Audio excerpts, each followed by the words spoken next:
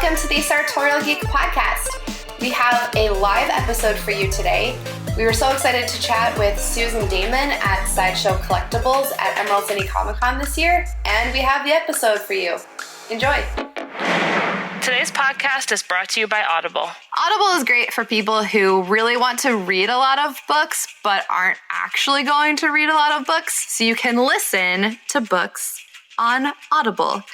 We talk about so many cool books on the website, like V.E. Schwab's Shades of Magic series, and you can get all of those on Audible. Get a free audiobook download and a 30-day free trial at www.audibletrial.com/sartorialgeek.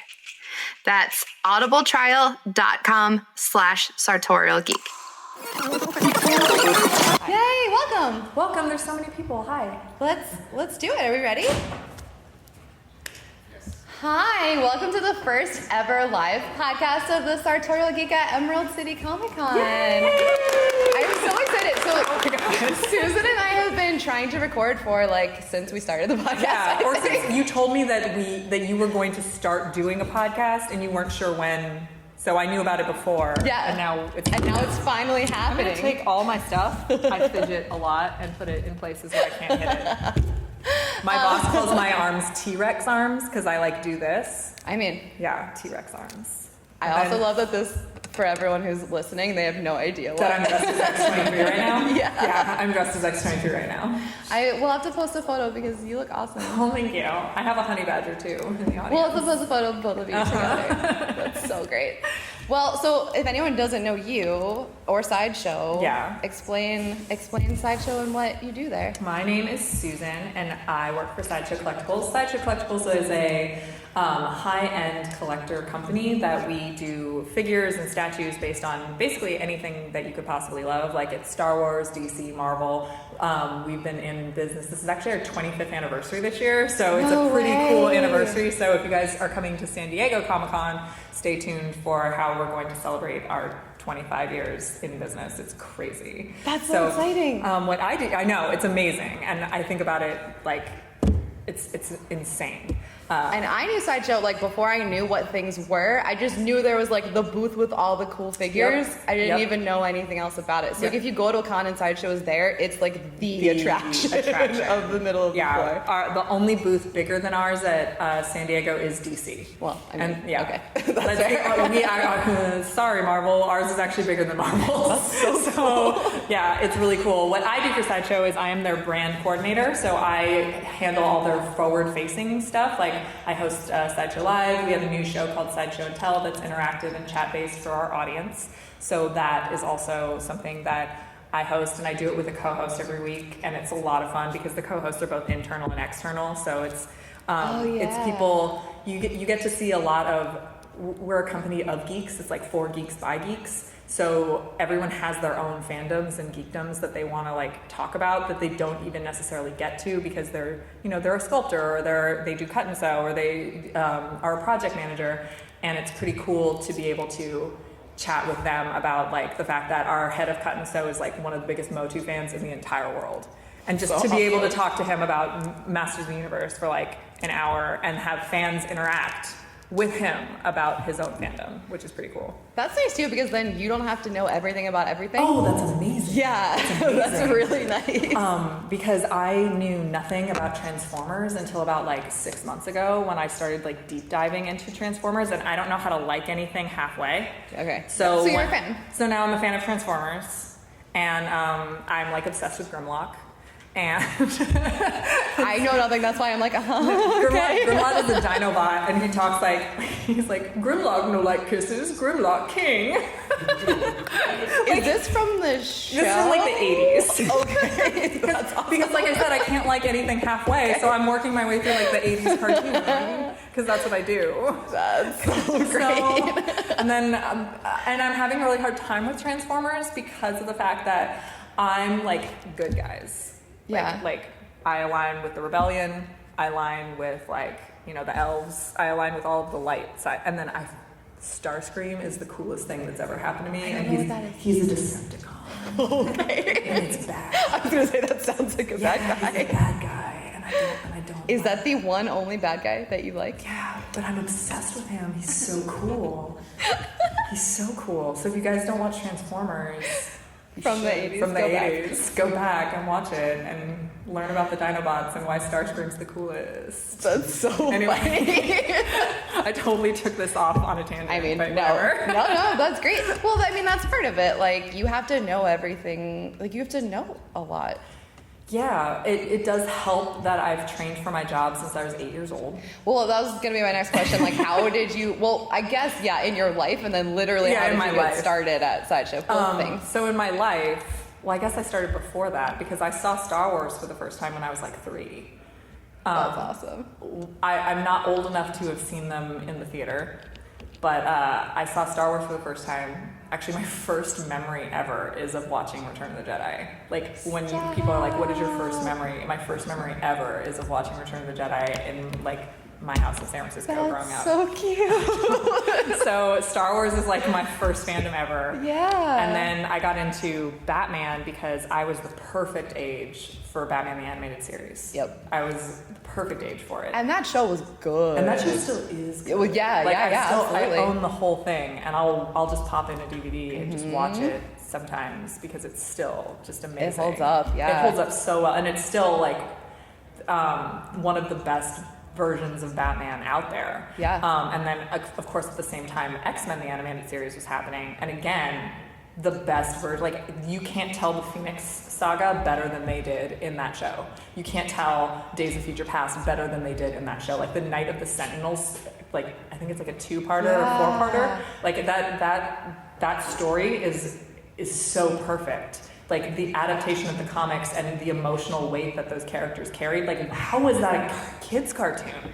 Like, how lucky were we to be kids when that cartoon was happening, because it taught us so much about storytelling that we've carried with us. And that's why we are a little bit more, you know, like, we care about the characters a little bit more. We're more attached to them because of shows that didn't talk to us like we were children. They talked to us like we were small humans that were going to have emotional connections to things, and we were going to grow up to know these characters like they were our friends. And I remember I watched Batman animated series as, like, my husband watched it as a kid and was like, you have to watch this. So, like, 5 years ago, and they were saying things that I was like, what's that word mean? Like, it was like a grown-up show for kids. Like, yeah, no, it is. It wasn't dumbed down They at didn't all. talk to you like you were a child. They talked to you like you were a fan, and you were going to like Batman, and you were going to attach to Batman or to Alfred or to any of the rogues or any of the Bat family. That's how they talk to you, which is fantastic. That's so cool. Same with the X-Men. Like, if you get a chance to watch X-Men, the animated series, as an adult, you'll still find that these stories are compelling and they have emotional weight to them, and you'll still be like, oh my God, I completely understand why Rogue and Gambit fell in love. Like, because those two understand each other in a way that, like, no one else understands them. I love that so much. I know, me too. Man, so that's me. Yeah. And then how I got to Sideshow was actually, we're in Seattle, so I'm going to do a shout out to my alma mater. Yeah, I went to University of Washington, and I graduated with a theater degree there, and actually a minor in dance. So it was, I've been a performer for a long time. And I decided to move to LA to be an actress, and hated it immediately. Okay. I hated the whole process of being performing in that capacity. So career change needed to happen. And so I started taking classes in social media because that was starting to come up, like social media marketing and how to build a brand and things like that. And I was working for a real estate agency, actually, when a roommate that I had at the time, whose name is Jen Abrahamian, I also always shout out to her because she's an amazing person who's found an ad on LinkedIn that Sideshow Collectibles was hiring. And the rest That's seriously is how you got started? That's seriously how I got started.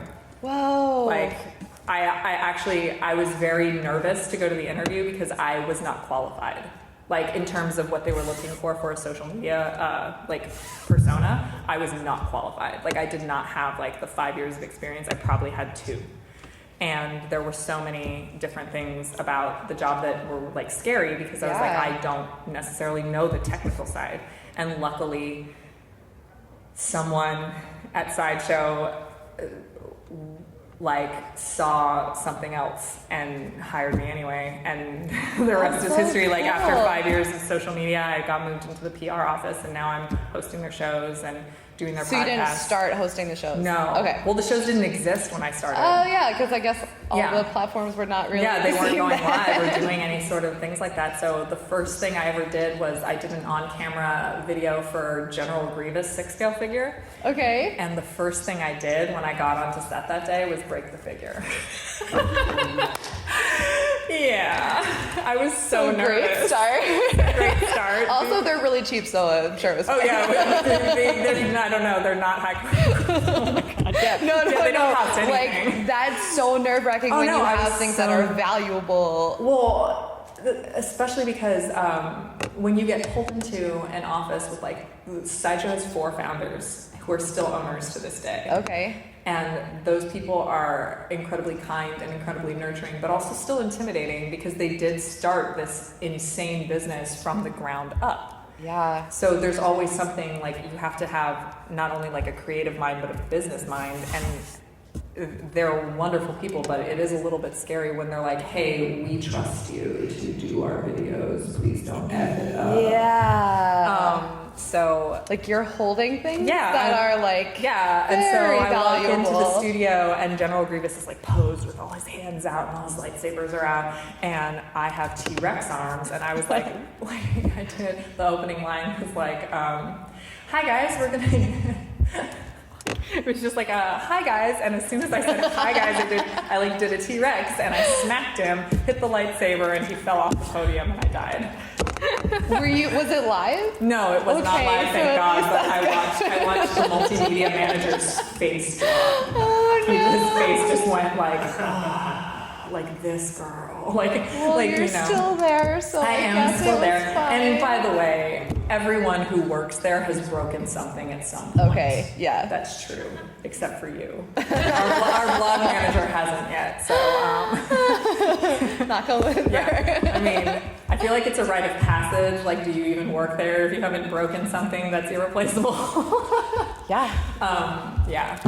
That's an intense Luckily, first video. I mean, to be honest, though, the General Grievous was like in stock and shipping, so there were plenty. Okay. And I didn't actually break him, like irreversibly break him. Right. It's a 6-scale figure, so we just snapped the arm back on, and he was meant to. I didn't irreversibly break him. I have irreversibly broken him. Right. That one was not one. So that was not live, but now all your videos are live, and there's it's a whole. I mean, there are like super fans of the show. Yeah. Like I have friends who are like, oh, this is coming out on this day, and this is their event, and they, that's so cool. Yeah. And also, what is it like?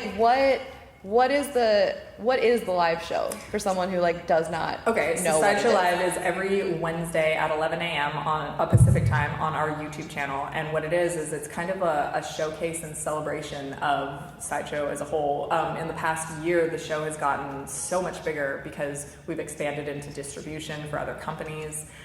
We always do a special show for our sister company, Hot Toys. And that's always fun because we get Terry Smith in, who does our live posings for us and things like that. But Sideshow Live specifically is the Wednesday show, and that show is a celebration because it's in-stock products that are now shipping, taking a first look at something because we work with a pre-order system, so sometimes people don't get to see things live, and they have to order based on a prototype. And while that system is really awesome, it does make some people a little bit nervous because what happens in production can change a little bit. But I think personally we're excellent at maintaining the quality throughout the entire process. So once we get something that's about to start shipping, we'll put it on the live show so people know exactly what they're getting. Cool. And we get to see a nice little bump in all the orders because then you can take a look at the product that hey, I really super love X23, and I'm like, but is it my version of X23? Right. Okay, it is, and now they can order. And the cool features too, Yes, show, we show the they all have cool exclusives, things and they all have do. swap outs, and they so 6-scale figures. We work in all kinds of different scales. So 6-scale figures are the posable ones that come with all the accessories, and then we work all the way up to we actually have life size. So it's 6 scale, 5th scale, which is things like the Mark Brooks Artist Series statues that he did a Spider-Man series. J. Scott Campbell did an Artist Series statues. So did Stanley Eric Wow. Like we work with artists and they do about the 5th scale. Then we have quarter scale, which is our premium format, and that's a mixed media piece where we do elements of high quality PVC as well as resin, as well as translucent resin and various other materials like cut and sew is where you'll see that as well, in order to get like the most accurate possible thing. They're very, very detailed. I mean, it's a premium format. And then we have legendary scale figure, which is a half scale, and then life size. The life size are insane. The life They're size so are cool. insane. The life size are crazy. The life size K2SO is one of the most insane things you'll ever see. I can't remember what It was I in saw. New York. Then I did. Yeah, That's so It was in New York 2 cool. years ago. You totally saw it. And that's why you can't miss the Sideshow booth also, because there are There's like a life-size 9-foot things. tall K2SO that exists in the real world at our That's booth. so awesome. Yeah. And then you get to meet so many cool people who come through for those things. Like sometimes Yeah. you have the people who the figures are of there. That's which is courtesy of our PR manager, Andy Smith. That's He so is cool. so amazing. And I've been at the company almost 6 years now, and Andy joined our team in 2016, so he's coming up on his 3rd year, and I have never seen the quality of celebrities come through the office prior to that than with Andy. Andy is so, he's gonna kill me for saying all this because he's British and very like, you know, he doesn't like being complimented for some reason, but he's a stellar worker, and we were so fortunate to have grabbed him from his old position. That's so cool. But also, now with my new position, I get to be mentored by him. So I find myself in this incredibly fortunate position to be able to learn from the guy who got Lawrence Fishburne to do a tour of our studio,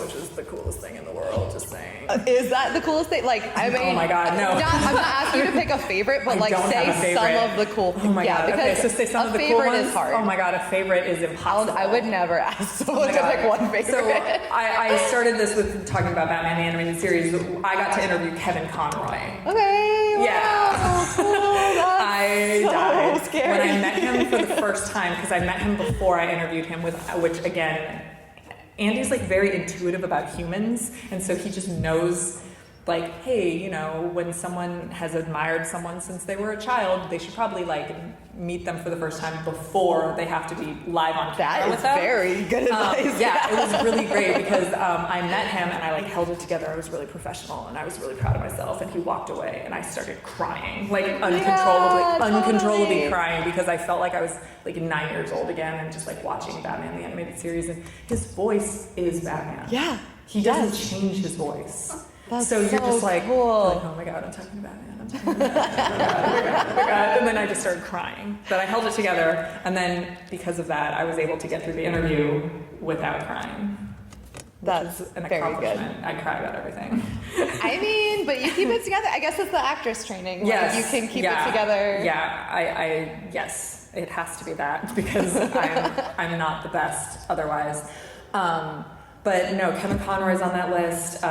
We have our, who are now members of the Sideshow family. We have Titus Welliver, who's known for Deadwood and Transformers, and now he's on Bosch on Amazon Prime. Yeah. So he's amazing, and he's the sweetest man ever. We have Niambi, who voiced recently Martian Manhunter in The Death of Superman and Reign of Superman, but he is a regular on The Good Fight on CBS All Access, so he's fantastic. And Niambi has also introduced us to so many other people. Like you have that Nicole Brown come through the office, and she's from Community. She's just the kindest woman ever. We had Sujata Day, who's on Insecure on HBO, as well as she was in Lemonade, so like, That's really Beyonce awesome. connection. So there's a little bit of like a cool thing there. But we've had Todd Stashwick come through recently, who was in the Kim Possible movie. So it's like fun. That's so fun that it's kind of nostalgic too. Like Right. it's current things and things that your Right. inner self is like, what? Yeah, Is this really and then, happening? like of course Lawrence Fishburne. We had Josh Gad in the office at one point. Okay. We had Bobby Moynihan, who I showed him your shirt. Yeah, yeah. He was like, he just started laughing because apparently that was an improv line. I have heard that. I know it was not in the everything script. I could possibly know about the That's Math the Radar amazing. technician. Yeah, a On Math the Radar SNL. technician's amazing. Yes. yeah, so it's crazy to have so that. cool. And then, of course, we have like Steve Bloom, who, again, bringing it back to Starscream, voices Starscream currently in Transformers Prime, because the original voice of Starscream passed away. Steve Bloom was Cowboy Bebop, he was Wolverine, he's Zeb on Star Wars Rebels. Sam Witwer's come to the office, who's probably like, that guy's encyclopedic knowledge of Star Wars is astounding. Like, I thought I was a Star Wars fan until I met him, and I was like, I guess I don't know anything about Star Wars. Yeah, he's fantastic. But yeah, there's not really, you can't choose. No, that's you can't so choose. Cool. And the opportunities that we've had lately they're all because of Andy. And I mean, our team who have been able to bring these people in to see the characters that they portray in like these little 6-scale forms. That's what I was gonna ask. Is Yeah. it wild to see like the person and then the figure like together at the same time? Yeah, it's kind of weird because you're just So I would love to do like a study of the brain, like what the brain does in terms of like suspension of disbelief or like a disconnect. Right. In terms of like when you see a figure that like looks like a character. But one of the crazier ones was Dave Bautista holding his Drax figure, and you're like, because Drax is all painted up, and you don't necessarily think of him as looking like Dave Bautista until you see Dave holding the Drax figure. Dave. Yeah. And you're just like, this looks exactly like him, That's him, and it's so wild. creepy. Like not but not bad creepy. Like how? And then I think about our artists and the talent that it takes to be able to capture the actual likeness of a human being and to have it look like them to the point where super you go, hard. What the heck? Yeah. Yeah. And that also proves how good they are when you're like, oh, you're the same. You're right here in person and it's the same. And That's they're cool. doing it. They're not doing it because Dave Bautista stood there like right. in person and was like I'm Drax, like I'm sure I'm invisible. Like he didn't do anything like that. They're working off like a sheet and scans and things like that. Like it's the talent, man.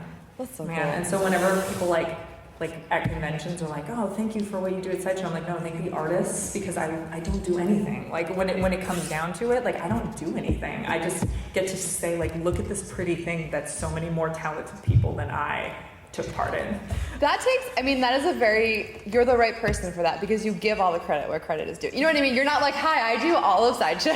Like, God. I'm the best. Like, you're like, no, look at this list of people who are incredible. Yeah, but until like, they're like, hey, can you sketch something for me? And I'm like, no, you don't want that. And someone asked me to sign one of their figures once, and I was like, are you sure? Because I didn't have anything to do with it. Do you actually want me to do Do you actually want me to do this? Because I had nothing to do with that at all. The people are fans of you, which is cool. Yeah. That's so cool. It's fun. It's fun, but it's also like, I'm pretty sure I'm devaluing your figure by scribbling on it. So I'll do it if you really want me to, but I really want you to be aware of the like reality of the situation. Because if you go to resell that thing and you're like, it's signed by Susan, they'll be like, okay. That's so funny though. Do you collect Sideshow? Oh heck yes! I collected Sideshow like way before. That's how. Did you really? Yeah, but I used to have to like really pay attention and like budget myself out for stuff like that because I collect the statues. I like the statues way more than the 6-scale figures. And like I love the 6-scale figures for different reasons. But do you have a lot right now? Yeah. That's awesome. I have 2 storage units. Okay. I was gonna ask, is your house a museum or do you have that? Or I don't know, is it? I don't show pictures of my collection most of the time just because I kind of keep it personal because how I choose to collect is very different than I feel like, because some people want all the characters in the MCU or all the X-Men, but I collect characters that mean something to me. That's what I do too. Yeah, like they have, so my collection is funny. It's like the Punisher and Captain Picard and Wonder Woman and Groot. They don't go together. Right. And Han Solo. It's just a funny. See? And mine is my Marvel Girl Squad, who I always put together. And my Marvel Girl Squad doesn't make any sense either, because it's Silk, Elektra, X-23, Silk, Elektra, Domino, and Scarlet Witch. And it's cool. You're like, I'm putting these together Yeah, in my way. Like these are, they're friends in They're my my girls. Yeah, they're my girl That's great. squad. My Marvel Girl Squad all goes together. And that's how that works. And then I have like a whole thing of Doctor Strange because Doctor Strange is my husband. I saw a photo you posted and you're like, picture with my husband. And I was like, what? Oh, Doctor Strange. When did you get married? I've been married to him since like 1963, like 20 years before I was born. That's so great. Do you collect other things too? Like, are you a collector? Or yeah, I have like a huge Harry Potter collection as well, including like one of my favorite things in my collection is Matt Black, who is an insanely talented sculptor who works for Sideshow.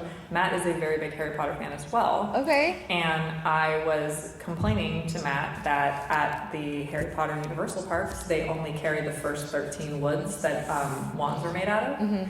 And my wood is a black walnut wand, which is not one of the original 13 woods, and therefore you can't get my wand. So one year for Christmas, he made me my wand.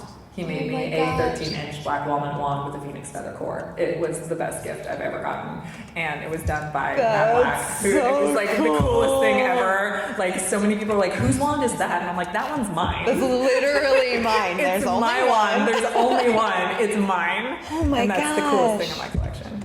Yeah. Yeah. That's the coolest thing, like, ever. But I was like, and all it was like me ranting. And he did it actually for one of our photography manager, Jeanette. Her wand that she wound up getting from Pottermore was also not one of the original 13. Okay. So he made one for her too. Yeah. That's a great friend to It have. was Like, that's it was the so, coolest it was gift so nice. ever. And it was so cool. And he he put it in like these boxes. It was like a really cool thing. So yeah, it was like the nicest thing ever. I had a bunch of questions of like, are you a fan and what are you fans of? But like, we're just by talking, we're like hitting all those things. Yeah, like I said, I've been a fan since I was tiny. My first fandom was Star Wars. It still holds like a very, very like. I mean, if that's your first memory, like that explains how deep everything. that is, which is so cool. But last year, I finally hit a bucket list goal, which was now I'm an official member of the Rebel Legion. Yeah, so that is that's so perfect. cool. I was going to ask about cosplay things. Yeah. So this is a perfect. Yeah, Great. So it's really funny because I'm in cosplay right now as X-23, who is again one of my Marvel girls, one of my girl gang. She's particularly special to me because of her connection to Wolverine, who was my dad's comic book character. That's and my very dad's like cool. my dad is the OG. Like my dad taught me everything I know about all this stuff. And I love that. it's amazing because he wasn't necessarily even a comic book fan until I started getting into comics. But he like jumped on board and was like, if this is what my daughter's into, like this is what That's the cutest dad move in the world. my dad was the cutest dad in the whole world. Oh, I love that. Yeah, and so he attached to Wolverine. And so when X-23 got introduced, he was like, well, That's since I'm perfect. Wolverine, she's you. And Also, what a great character. Like, yeah, and I was like, it also helps Okay, that I'll like take Laura it. Kinney's amazing, Yeah, so I'll that's take so it. cool. Yeah, and now with the change in her continuity, that she actually is the biological daughter and not just a female clone, is like it's really it's so much cooler. So yeah, there's that. And then there's Harry Potter, of which like Ravenclaw House Pride right here. Very good. Yeah. So and then there's Lord of the Rings, where I'm elf kind, and I had this like goal in college when the Lord of the Rings movies came out because I had read them starting in like 4th grade or something. That I was gonna like learn to be an elf. Okay. So I like took all kinds of archery and like knife. Did you learn like Elven? Is that how you say the language?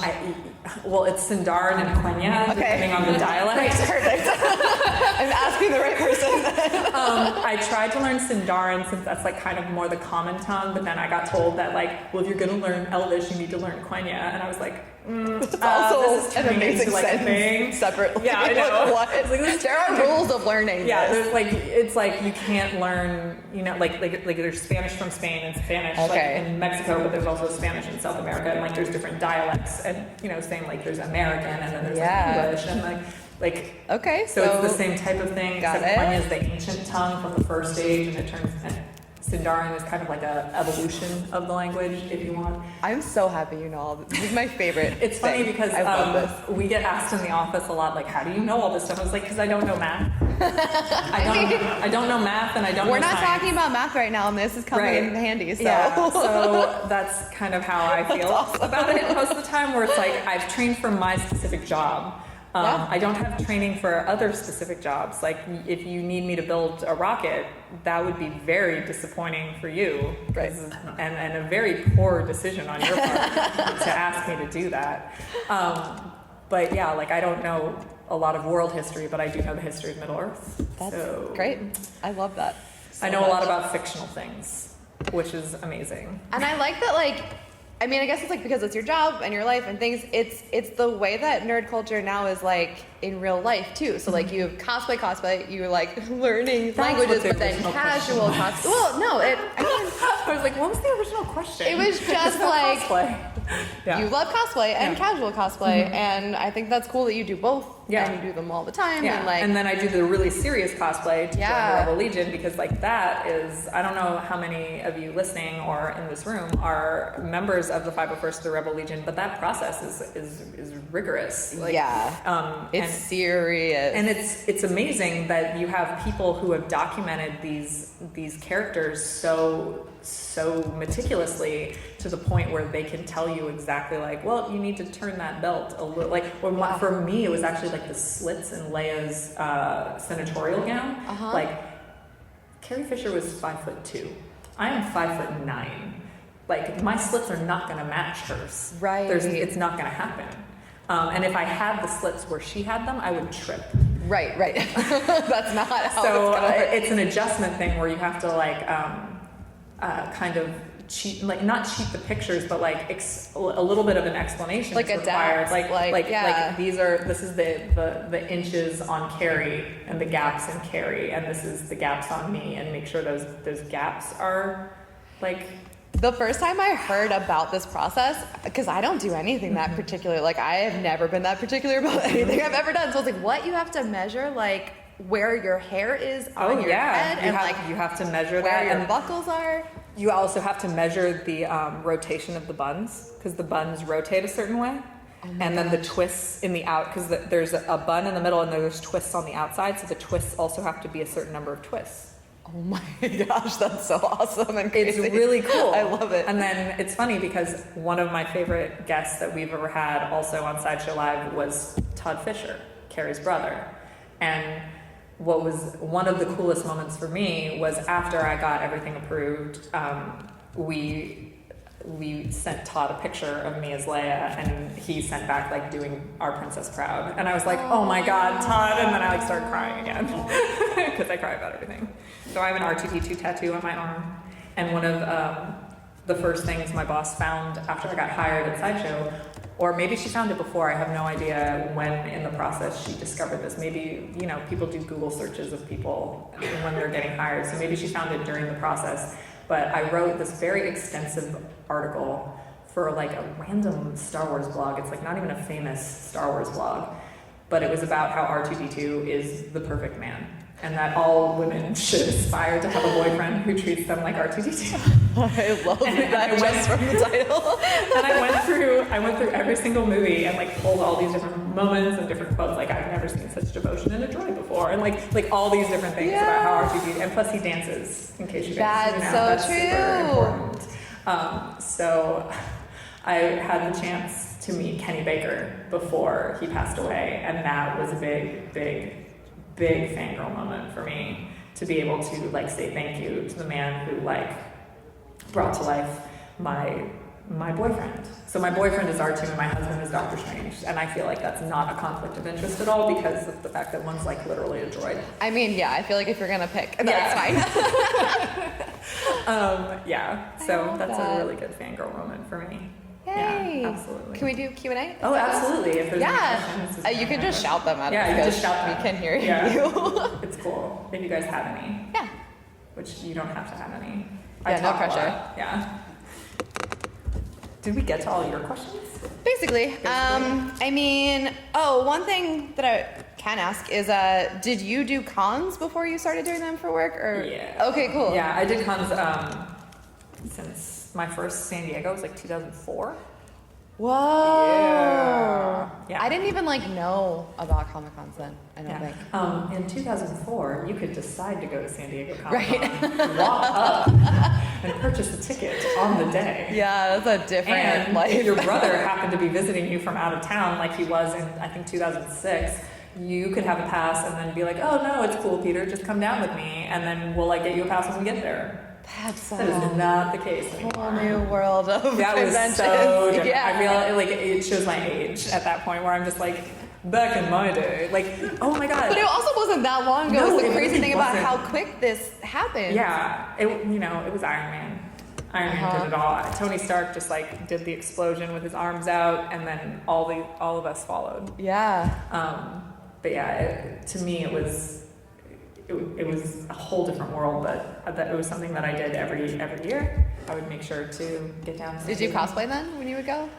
I started cosplaying. Who was the first cosplay I really put together? I think the first cosplay I ever really put together was Catwoman, and that was in 2006. And I did a domino, a comic book domino, in 2008 or something. And I have to update that one because it's falling apart. But yeah, I have a lot of cosplays actually that in my first New York I did Rogue. Cool. Because yeah, good. You got to. I feel like there's certain standards that everybody does. Everybody should have a Rogue. Yeah. And she's one of them. And everybody should have at least a Batman Rogue or one of the Bat family. So whoever you can cosplay or whoever you want to cosplay, because I don't even necessarily think there's a can. It's if you want to, then just do it. If you want to do anything, just do it. It's pretty amazing. So yeah, That's awesome. It's really cool. Do you want to turn off all the recording devices and tell your story? Maybe. Okay, so bye. Thank you guys for having me. Yeah, this has been very, very cool. Yeah, Thank you for of chatting course. with It's me. been so awesome. Oh, wait. Where can people find you and all the things on the internet? So Important thing.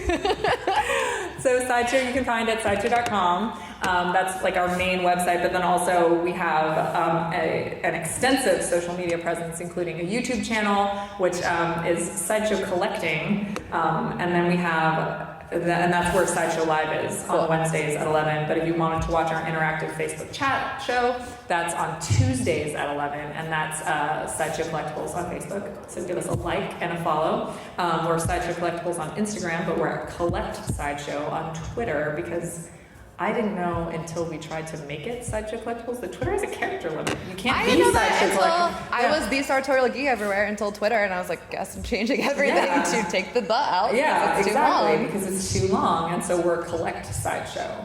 Because we decided that Sideshow Collect sounds weird. It so does. It's Collect Sideshow, because it's that's what you do. You collect Sideshow. Yeah. Yeah. So I like that a lot. It's pretty great. But yeah, we're all over that. We also have we have several staff members who are influencers who you can follow as well, but that all stems off of the main Sideshow. So follow Sideshow first, and then you can find all everyone. behind. The photo studio does some amazing behind the scenes photos, and our multimedia studio will show they have this really cool. We have an Aquaman animated video that we showed all the different layers of how they put that together in After Effects. It's such a we really try to give you guys a look behind the curtain with our social media.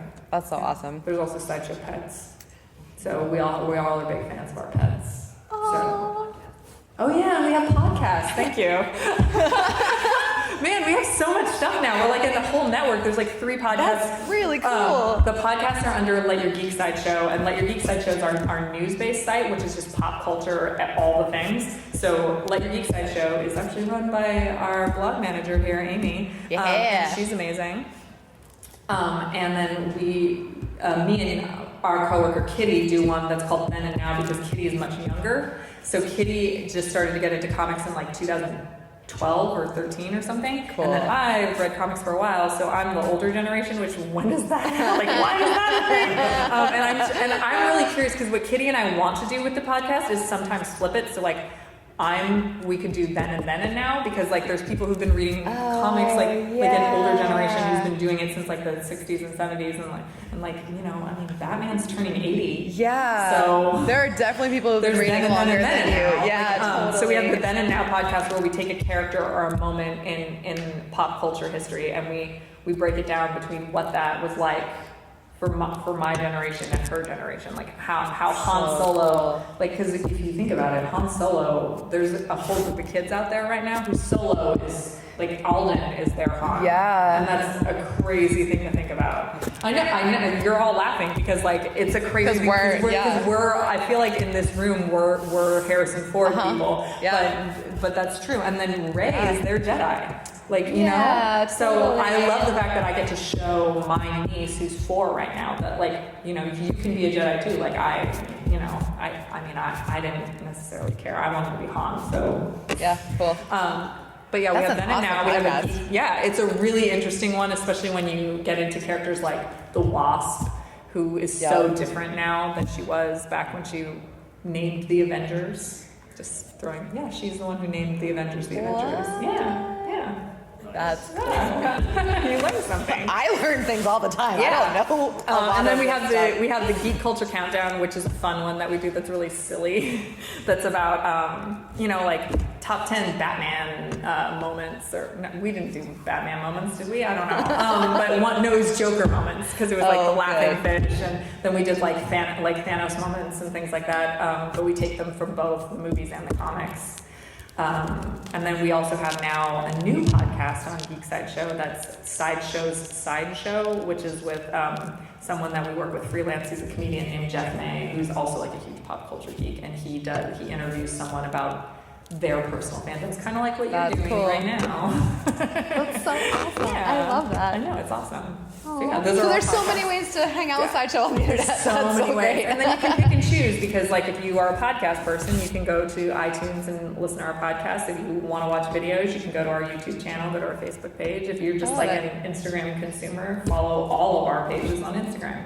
That's awesome. And we'll link to as many as we can. We'll link to the places you we'll link to the places you can link to, but it might be like a whole bunch of links. Yeah, I'll pick where the umbrella starts. Well, if you just really do sideshow.com and then Let Your Geek Sideshow. Perfect. Those are the 2 main ones that you can find everything branched off of that. Awesome. Thank you so much. Thank you so much for having me. I really appreciate it.